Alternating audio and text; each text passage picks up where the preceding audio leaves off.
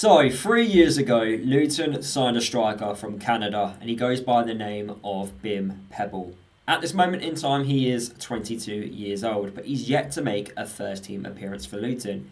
In this video, I'm here to discuss Pepple because he's had a great season, in fact, a great football season on loan at two football clubs. And I've managed to find two supporters, one from each of those clubs, which he's been on loan at this football season. And we are going to discuss more about Pepple and whether or not he has a future at Luton Town. But first, before I go into detail, please smash that like button. You guys hit the last like target of 100 likes. Today's video's like target is 120 likes. The more likes, the video performs a lot better on YouTube. It reaches out to a much wider audience as well. And during international break, my videos don't do as well. So smashing that like button and also dropping a comment as well helps the video perform massively on YouTube. So, as I've already mentioned, we are going to speak about Pepple in today's video. He's yet to make a first team appearance. We signed him 3 years ago after doing extremely well in the Canada Premier League. 6 goals in 8 appearances. We weren't the only club looking at him at the time. We won the race for his signature. And basically, since he's been a Luton Town player, we've just sent him out on loan. He's had a loan spell at Grimsby in League 2. He made 15 appearances and didn't score a single goal. He went out on loan to the National League to Bromley. He made 7 appearances and no goals. He went out on loan in Scotland as well to Inverness, who were in the Scottish Championship. 17 appearances, 2 goals. But this football season, he's been out on loan at Southend United. He's made 23 appearances, 11 goals and 2 assists. But the second half of this football season, we did record him back from Southend and he went back out on loan to Chesterfield in League 2. He's made 12 appearances and he's got 5 goals. But first, we are going to speak to a Southend United supporter who goes by the name of Finn. I asked him 4 questions. I asked him what were your original thoughts when signing him, his strengths and weaknesses, how do you rate his time at the football club, and also do you think he has a chance at playing for Luton in the near future? So here's Finn's answers to those questions. I think when Bim first signed for Southend, truthfully, we didn't really know what to expect at all. You know, if you look at his history, he had, not the greatest stints at Grimsby and Bromley, and hearing bits and pieces from their fans, we weren't too excited. But, I think it took him 5 games to get his first goal. And I'd say in those first 4 games, he looked all right, but he just couldn't quite get kicking. Maybe, and we were maybe thinking, is it going to be like one of those other clubs where it doesn't quite work out? But that 5th game against Solihull, he scored 2 and got an assist. And I think after that, it just completely, the goals started flowing in. And but I would say when we first signed him, there probably was a little bit of scepticism, just purely based off our lack of knowledge of him and based off of his past history at other clubs, I'd say. For Pepple's strengths, I'd say absolutely his biggest strength is his physicality. For Southend, he was basically just pushing defenders off and running with the ball, and his pace, he's really quick as well, really strong, and to be honest, I think as a striker, he's probably the perfect build, probably the ideal build that you'd want.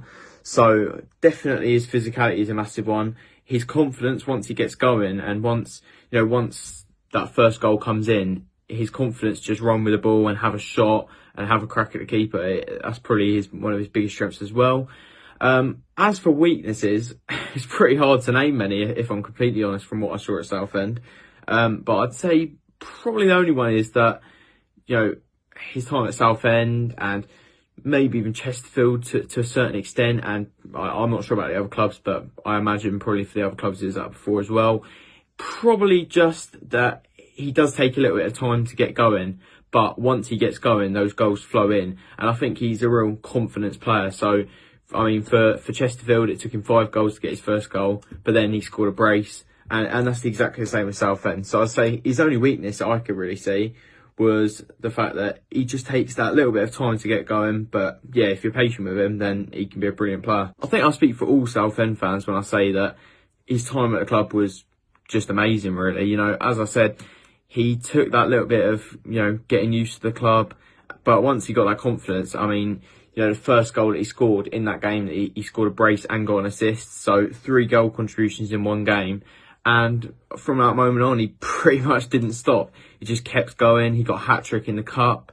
And I believe he got about 11 goals, 2 assists in 23 games. And four strikers at the club, combined, they've got around 10 goals combined. So when you put it into perspective like that, you know, his goal scoring is something that we miss massively. At the time, we just lost our main striker as well. And he's coming into the club as pretty much a replacement for our striker, although he weren't on a permanent. It was pretty much as a replacement for our striker who had left. And, you know, they're quite big shoes to fill in the sense that he was our main striker and a good player at that.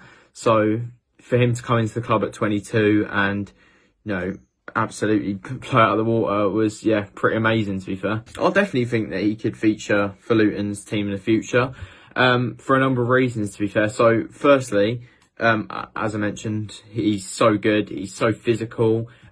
Championship or maybe League One next season, but be it League One or the Championship, they're both very physical leagues, and having him up top, yeah, it'd be really good.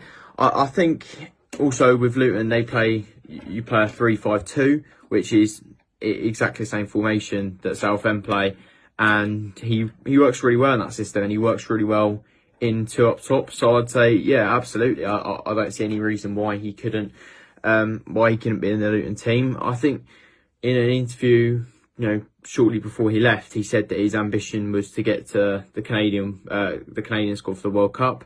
And yeah, I think there's no reason why he couldn't do that. He definitely has the abilities. Thank you to Finn for answering my questions about Pebble. If you guys want to stay up to date with anything Southend United related, then I will leave the links to Finn's social media down in the description below. Big shout out again for Finn for taking part in today's video.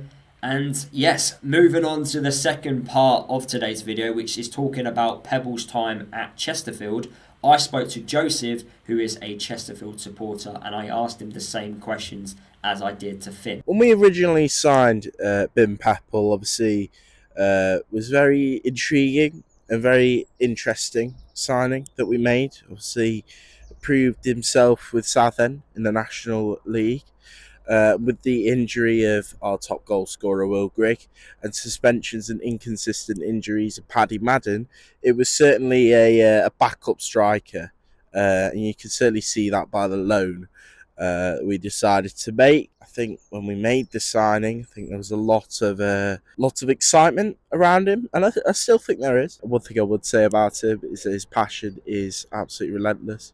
He loves every single club he goes to, and that's the sort of player I want in a striker. Someone that's passionate and someone that's willing to fight for the ball and score goals. So, 100%, if you can hear me, big fan of him. How do I rate his time at the club? Well, he has definitely made an impact. Let's put it that way. He's scored goals. He's definitely assisted goals as well. He struggled to get going. I'll be honest, he did. However, he picked himself up, and now he's scored 3 and 3 as of recording this. So he's definitely a League 2 player, 100%. However, at this minute, I think for us, we signed him as a fill-in. I can only see it being that at the minute for the strikers we've got. I just struggle to see where he'll fit in if everyone's fit. I'd say his hold-up play is one of the best I've probably ever seen. Another strength, I'd say, is his ability to just pop up at any time and get that crucial goal. Not Sky last week, pure example. Right place, right time, back post, head it in. I think every goal so far, it's not been a tap-in, but it's been a relatively straightforward, close goal.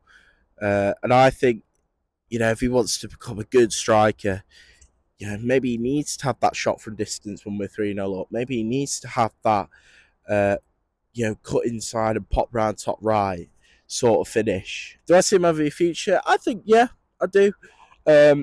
Do I see him in the near future? Probably not. I mean, I hope not. But if Luton were to go down, then maybe he would be that sort of a rescue striker. Even in League One, there, I think it's a stretch for him. So I'd say in the near future, I'm talking maybe the next 2-3 years, I'd see loans to League Two National League clubs. However, if he does develop into a good player, then 100% I see him having a future at Luton Town. To conclude, he's a very exciting player. He's a player for the future, 100%. I can see him getting into Luton Town. And I think it's a player they need to sort of hold on to. Big thank you to Joseph for answering my questions about Pebble. Unfortunately, a train did get in the way of some of his answers. But if you guys want to watch any match vlogs about Chesterfield, the link to Joseph's YouTube channel is in the description below.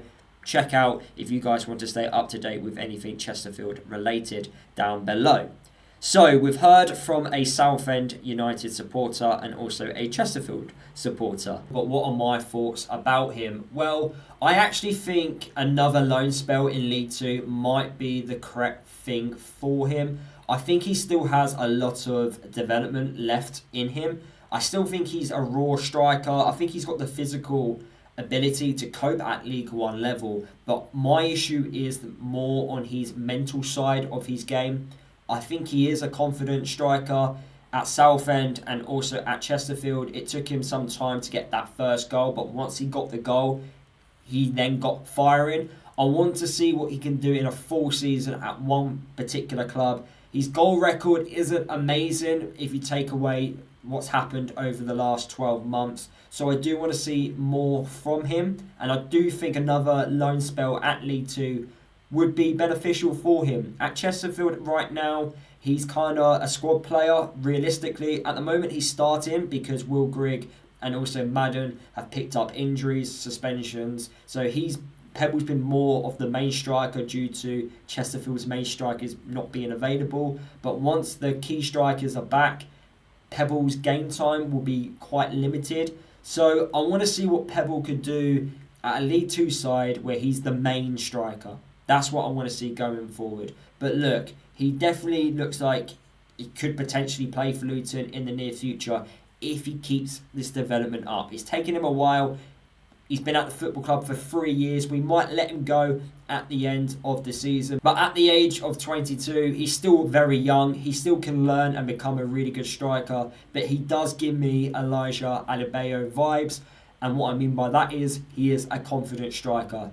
It's more the mental side of the game he needs to work on rather than the actual football aspect of it. But I do think going forward, he could be a potential player that does play for Luton in the near future, but just needs maybe another loan spell. Let me know what you think down in the video comments.